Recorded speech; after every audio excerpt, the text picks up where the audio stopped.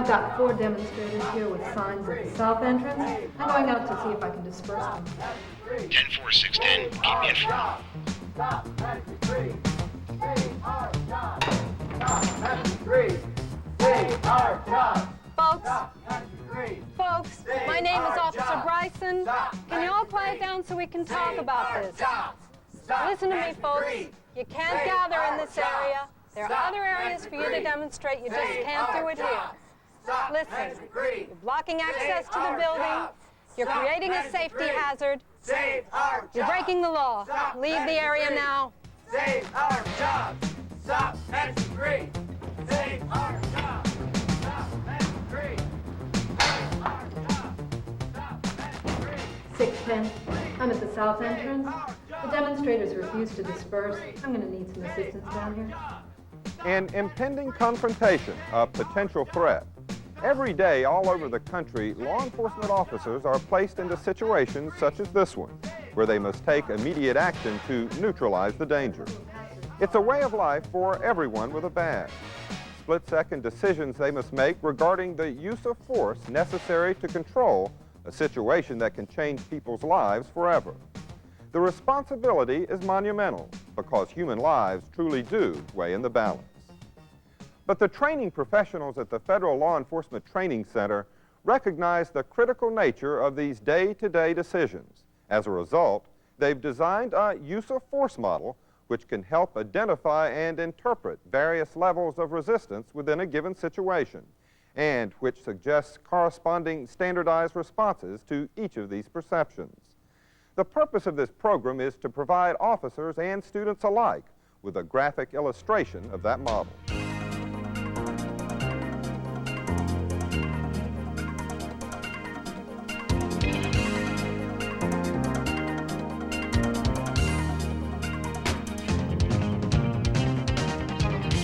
Now, the use of force model is a graphic illustration which will be referenced by all of the FLETC divisions throughout your training here at the center. It describes the escalation or de-escalation of the required force based upon a demonstrated level of compliance or resistance from a subject. Its purpose is to help create standardized responses based on an officer's reasonable perception of a threat. Now, as you can see, it's a colorized 5-tiered model illustrating 5 levels of threat and their corresponding responses. The bottom level is blue and illustrates the lowest level of activity in the model. This activity includes normal day-to-day non-threatening activities such as verbal communication with complaint citizens. The green level describes the perception of passive and nonviolent resistance by a subject, which calls for an increased level of verbal communications by the officer in conjunction with the physical response of the contact controls. Moving up the model to the yellow tier signals the need for increased officer awareness due to a recognized threat of active resistance. At this point, there's been no assault on the officer. Therefore, the use of control techniques only should be employed to handle the situation. The orange tier defines an officer's perception of imminent bodily harm to himself or to others, based on an assaultive posture or hostile resistance by the subject. This level calls for self-defense techniques, along with threat elimination strategies. The highest level of threat is depicted here at the red tier, where imminent serious bodily injury or death may result. If a threat on this level is perceived, the officer must maintain the highest level of risk assessment and be prepared to use survival skills, including the use of deadly force. As you can see, the model also supports double-sided arrows running from the blue tier all the way to the red tier. These arrows represent a logical and legal cause and effect based upon a reasonable perception of risk. They illustrate that an officer has the option to escalate, de-escalate, jump between tiers, or maintain the level of force that he or she deems appropriate to gain and maintain control of the subject and the situation. It's a dynamic model, isn't it? In theory, it effectively defines enforcement electives as a function of a reasonable officer's perceptions. But what about the real world? Does the use of force model apply in real-life law enforcement operations? Let's continue the scenario we saw earlier to see if it does. Save our jobs! Stop greed. Save our jobs. Stop management greed. Save our jobs. Stop management greed. Save our jobs. All right, Stop listen up, management folks. greed. Listen, hey, Save folks, our listen jobs. up. Stop Look. management greed. Save our jobs. I'm Stop Special Agent management Dave greed. Hale. Can y'all Save quiet our down so we can jobs. talk about this? Stop management greed. Quiet, ma'am. Listen, I don't like the idea of the plant closing any more than you do, and you all certainly have a right to voice your opinion in this matter. But this is not the place to do it. You're going to have to take your signs and move along. You're creating a hazard here. Not a chance. We're not going anywhere until we get some answers here. Yeah. Listen, I understand how you feel, and I know that times are tough, but there are better ways to deal with this. Right now, what you're doing is you're breaking the law, and if you don't leave now, I'm going to have to arrest you. What do you know about tough times? You sitting upstairs in your cozy little office in your three-piece suits. I poured my heart and soul into this plant. For 17 years, I've worked myself to death for their crummy wages. And now they're closing up shop, moving out of the country. What about us? Yeah. What about our families? What about our retirement? Yeah, what about I know that you're upset by this, but there are better ways to deal with this problem. You can take it to the courts, or you can hold legal demonstrations in authorized areas. But you cannot demonstrate here. It's illegal, and it's creating a hazard to other people. Don't listen to this guy, Harry. What the hell do you know anyway? We didn't come down here to talk to you, mister. We came down here to talk to somebody else. Yeah. All our lives we've been doing things the right way. Yeah. And what did it get? Unemployment. Well, we're here to do something about it now. Listen, hold on. Let's just cool down, and let's talk about this. We're through talking about it, mister. We're here to do something. Listen, We have a right to do it. for the last time, I'm telling you to move away from this area now. You get your hand out of my face. All right, that's it. You're under arrest. Turn around and put your hands Can't on your arrest me. This is a free country. Hey, come on, man. I didn't do anything. Hey, what the hell are you doing? You can't arrest him. He hasn't done anything. Leave him alone. Back off now! Hey, get your hands off me. I've got every right to be here. No, sir, you don't, and if you don't leave right now, I'm gonna arrest you, too. I don't give you that. I'm a taxpayer. I pay your salary, pal. You're supposed to be protecting me. You don't even do this harassing me.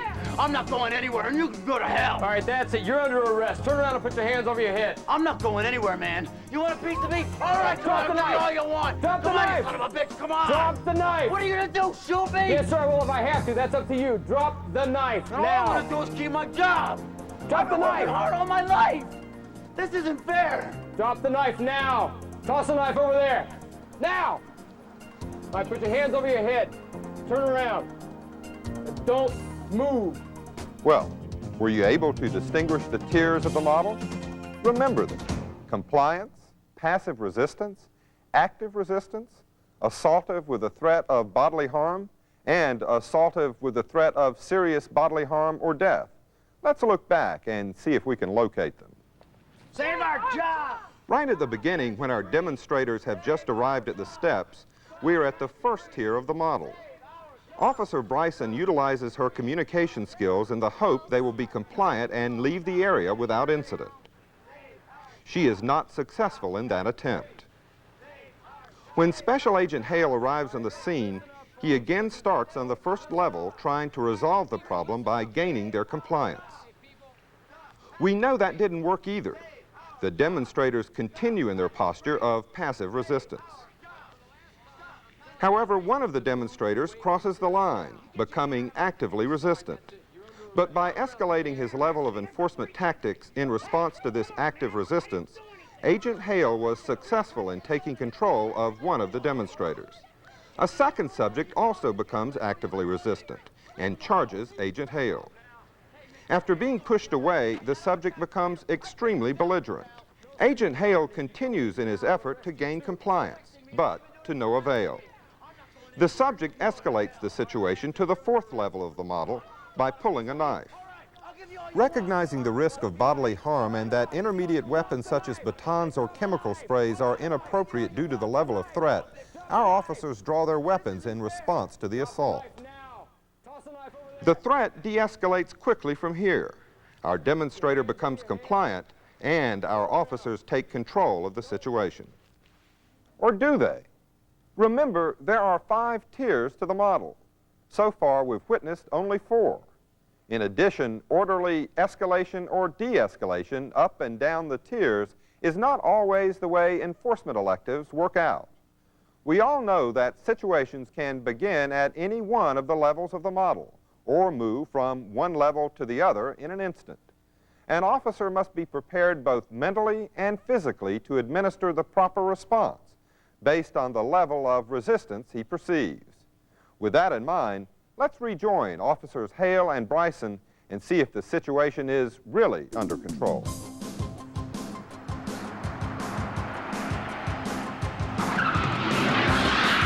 Hey, my brother. Get him inside, get him inside. Hey, get him inside now. you leave my brother alone. He didn't do anything. Good.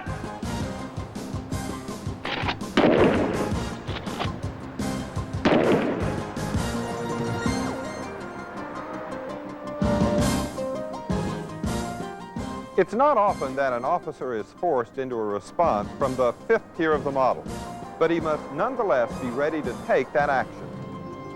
If an assault by a subject places an officer or anyone else in danger of serious bodily harm or death, he has the right and the commission to protect himself and the others around him. The use of deadly force is a serious matter, but it's an option which sometimes becomes necessary.